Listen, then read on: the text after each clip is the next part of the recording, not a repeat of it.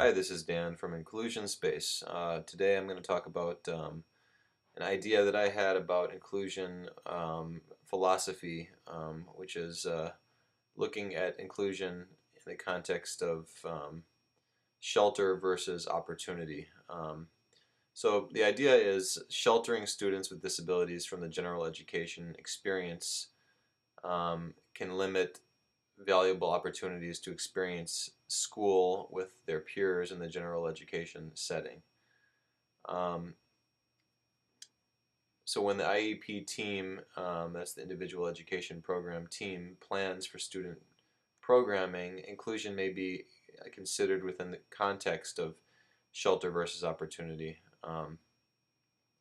Special education programs that are set up largely in a self-contained setting run the risk of sheltering students with disabilities from their peers in the general education setting and vice versa, and may limit access to the general education curriculum. So the idea is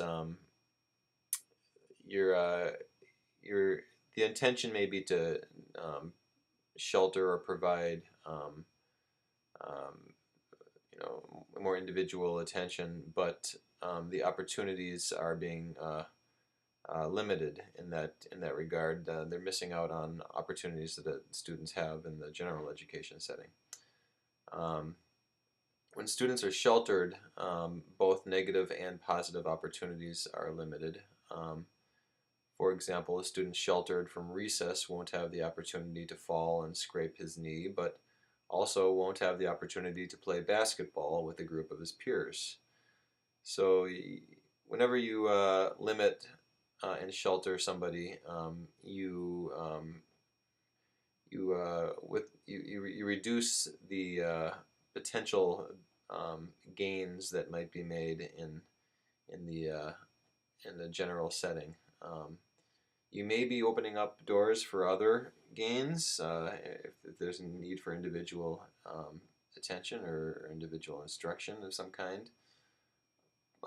And maybe it's easier to provide that in a separate setting, a sheltered setting. But oftentimes the content is going to be compromised. The um, social opportunities, different expertise that a general ed teacher might bring to the table will be missed.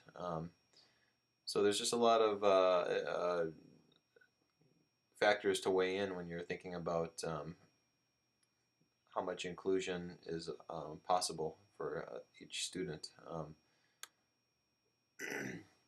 Similar examples exist in the context of the classroom setting. While a student sheltered from a general education language arts class won't be confused if the topic is beyond her instructional level. She won't have the opportunity to engage in adapted work in the general education setting with exposure to her peers in an environment where social skills are being modeled in real time. So there's just a lot to think about here. You can always come up with ways to modify, adapt, accommodate student needs in different settings. If the team comes together and just talks it out, you can oftentimes come up with a solution. It doesn't have to be done in a sheltered setting. Rather than sheltering students with special needs from inclusive practice, the IEP team may identify opportunities for meaningful social interaction excuse me, and learning that can be achieved in an inclusive environment.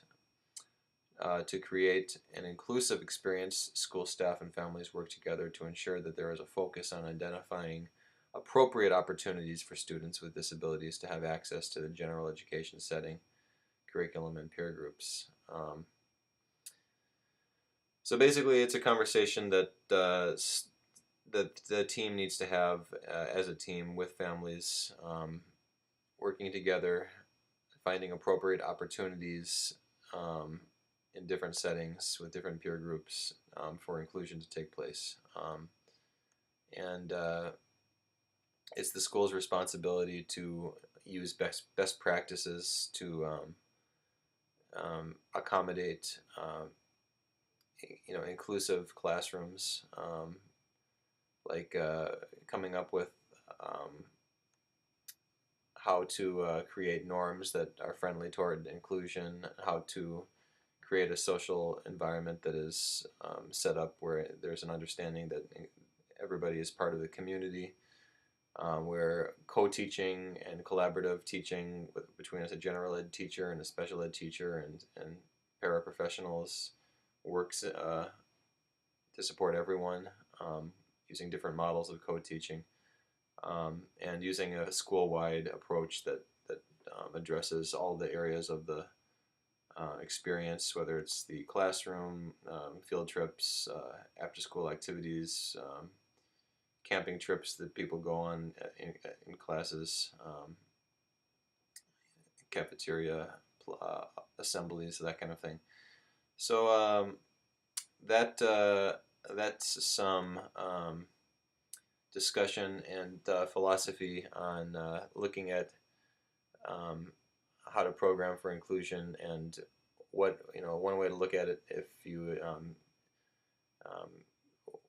participate in inclusion, it would be promoting opportunities for successes and for challenges.